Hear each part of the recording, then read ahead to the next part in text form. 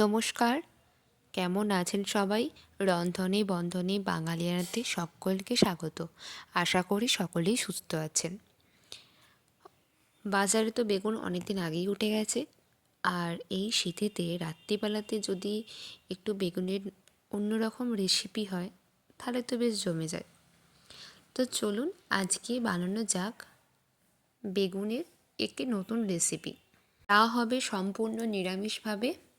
চলুন তাহলে দেখে নিয়ে যাক আজকের রেসিপি দই বেগুন। বেগুনটাকে আমি ফালি ফালি করে কেটে নিয়েছি। আপনারা লম্বা লম্বা করে বা হয়তো গোল গোল শেপ আকারেও কাটতে পারেন। তারপর আমি বেগুনটাকে খুব ভালো করে ধুয়ে নিয়ে ওপর থেকে লবণ আর হলুদ মাখিয়ে কিছুক্ষণের জন্য রেখে দেব। একটা কড়াইতে অনেকটা পরিমাণে তেল দিয়েছি বেগুনগুলো ভাজার জন্য। এরপর তেলটা গরম হয়ে গেলে ওপর থেকে প্রত্যেকটা বেগুনকে ছেড়ে দেবো গরম তেলেতে আর লাল লাল করে বেগুনগুলো ভেজে নেব। গ্যাসের ফ্লেমটাকে লো টু মিডিয়াম করে বেগুনগুলোকে ভালো করে ভাজতে হবে। এপিঠ ওপিঠ দুপিঠই খুব ভালো করে লাল লাল করে ভেজে নেব। বেগুনগুলো পুরোপুরি একদম ভাজা হয়ে গেছে লাল লাল করে। এরপর প্রত্যেকটা বেগুনকে তুলে ভালো করে রেখে দেব। দই বেগুন যে বানাবো তার জন্য একটা মশলা করতে হবে। তার জন্য একটা মিক্সার বোলেতে 5 চামচ মতো পোস্ত, গোটা কাজু 9 থেকে 10টা, যদি ভাঙা কাজু হয় তাহলে অবশ্যই 15-20টা দেবেন। আর পরিমাণ মতো ঝালের জন্য লঙ্কা দিয়েছি। এরপর খুব ভালো করে একটা মিহি পেস্ট বানিয়ে নিয়েছি। ওই পেস্টের উপরে দিয়ে দেবো টক দই পরিমাণ মতোর। যদি ঘরে পাতা টক দই হয় তাহলে অবশ্যই কম দেবেন, আর দোকানে কেনা টক দই হলে একটু বেশি দিলে কোনো অসুবিধা নেই। এটাকেও একটুখানি ঘুরিয়ে নেব।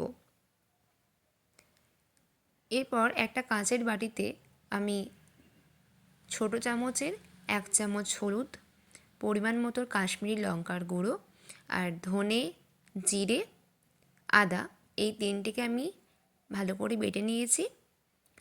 দিয়ে 1 চামচ মতো পেস্টটা নিয়েছি, দিয়ে একটা ঘন মিশ্রণ করে নেব।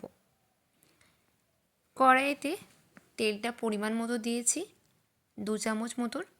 এবার ওই কড়াইতেই শুকনো লঙ্কা দুটো এলাচ আর অল্প একটু দারচিনি দিয়ে খুব ভালো করে নেড়ে নেব যতক্ষণ না একটা খুব সুন্দর সেন্ট যাচ্ছে। এরপর যে মিশ্রণটা করে রেখেছিলাম মানে মশলার মিশ্রণটা, সেটা আমি তেলের উপর দিয়ে দিলাম।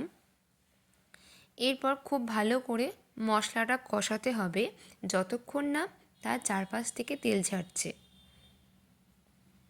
অবশ্যই গ্যাসের ফ্লেমটাকে লো টু মিডিয়াম করে রাখবেন, নালে মশলাটা পুড়ে যাওয়ার ভয় থাকে। মশলাটা প্রায় কষে এসছে। ওপর থেকে দেব 1/2 চামচ মতো লঙ্কা গুঁড়ো আর 1/2 চামচ ভাজা মশলাকে দুটোকে একসঙ্গে বাইন্ড করে নিয়েছি, সেটা মশলার মধ্যে দিয়ে দিলাম। দিয়ে খুব ভালো করে মশলাটা কষাবো। দিলাম পরিমাণ মতো লবণ। অবশ্যই লবণটা দেখে দেবেন, কারণ যেহেতু আগে থেকে বেগুনেতে নুন আর হলুদ আগে থেকেই মেশানো আছে, তাই নুনের পরিমাণটা অবশ্যই বুঝে দেবেন, কারণ বেশি দিয়ে দিলে তাহলে রান্নাটাই নোনতা ভাব হয়ে যাবে। তাই অবশ্যই নুনের পরিমাণটা দেখে দেবেন। মশলাটা 5-6 মিনিট ধরে কষানোর পর ওপর থেকে দিয়ে দিলাম যে কাজু, পোস্ত আর লঙ্কার একটা মিশ্রণ করে রেখেছিলাম, তার সঙ্গে টক দইও দিয়েছিলাম। সেই মিশ্রণটা আমি ওপর থেকে দিয়ে দিলাম। গ্যাসের ফ্লেমটাকে একদম লো টু মিডিয়াম করে দেবেন, কারণ যেহেতু মশলাতে পোস্ত ও কাজু বাদাম দেওয়া আছে সেহেতু নিচে লেগে যাওয়ার কিন্তু খুব ভয় থাকে। সেহেতু গ্যাসের ফ্লেমটাকে একদম লো টু মিডিয়াম করে দেবেন। মশলাটা একটুখানি কষে এলে ওপর থেকে আমি মিক্সার বাটিটা ভালো করে জলটা দিয়ে ভালো করে ধুয়ে নিয়েছি, সেই জলটা আমি ওপর থেকে দিয়ে দিলাম। এরপর 7 থেকে 8 মিনিট ধরে মশলাটা খুব ভালো করে ফুটিয়ে নেব। মশলা দেখতেই পাচ্ছেন খুব ভালো করে ফুটে গেছে। এরপর প্রত্যেকটা বেগুনকে আমি ওপর থেকে দিয়ে দেবো আস্তে আস্তে আস্তে আস্তে দেবেন, কারণ বেগুনগুলো যেহেতু ভাজা হয়েছে তাই বেগুনগুলো কিন্তু ভেঙে যাওয়ার ভয় থাকবে, তাই অবশ্যই আস্তে আস্তে বেগুনগুলোকে দিয়ে দেবেন। আমার প্রত্যেকটা বেগুন দেওয়া হয়ে গেছে। মশলার সঙ্গে বেগুনটা খুব ভালো করে মিশিয়ে নিতে হবে, যাতে বেগুনের ভেতর পর্যন্ত মশলা ঢুকতে পারে। খুব ভালো করে মশলার সঙ্গে বেগুনগুলোকে মিশিয়ে দেওয়া হয়েছে। এরপর ওপর থেকে দিয়ে দেবো পরিমাণ মতো ধনেপাতা। যেহেতু শীতকাল তাই ধনেপাতা ব্যবহারটাই করলাম। এরপর ওপর থেকে দেব পরিমাণ মতো ঘি।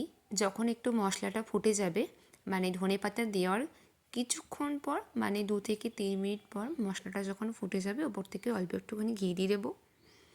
তারপর ওপর থেকে একটু ঢাকনা দিয়ে চাপা দিয়ে দেবো। 5 মিনিট পর ঢাকনাটা খুলে দিয়েছি। দেখুন মশলাটা একদম ফুটে গেছে, আর মশলা থেকে খুব সুন্দর গন্ধ বেরিয়েছে, কারণ যেহেতু ঘি দেওয়া হয়েছে তাই প্রচণ্ড পরিমাণে একটা গন্ধ বেরিয়েছে। আর 2-3 মিনিট পর গ্যাসটাকে বন্ধ করে দেব। রান্না কিন্তু এরই মধ্যে হয়ে গেছে।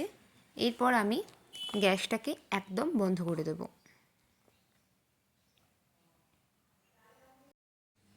দই বেগুনের রেসিপি আমার একদম তৈরি।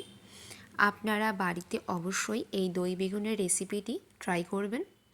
গরম ভাত বা রুটির সঙ্গে খেতে খুবই ভালো লাগে। আজকের ভিডিওটা এই পর্যন্তই। যদি আমার চ্যানেলে নতুন হয়ে থাকেন তাহলে চ্যানেলটি শেয়ার করতে ভুলবেন না, সাবস্ক্রাইব করতে ভুলবেন না, কমেন্ট করতে ভুলবেন না।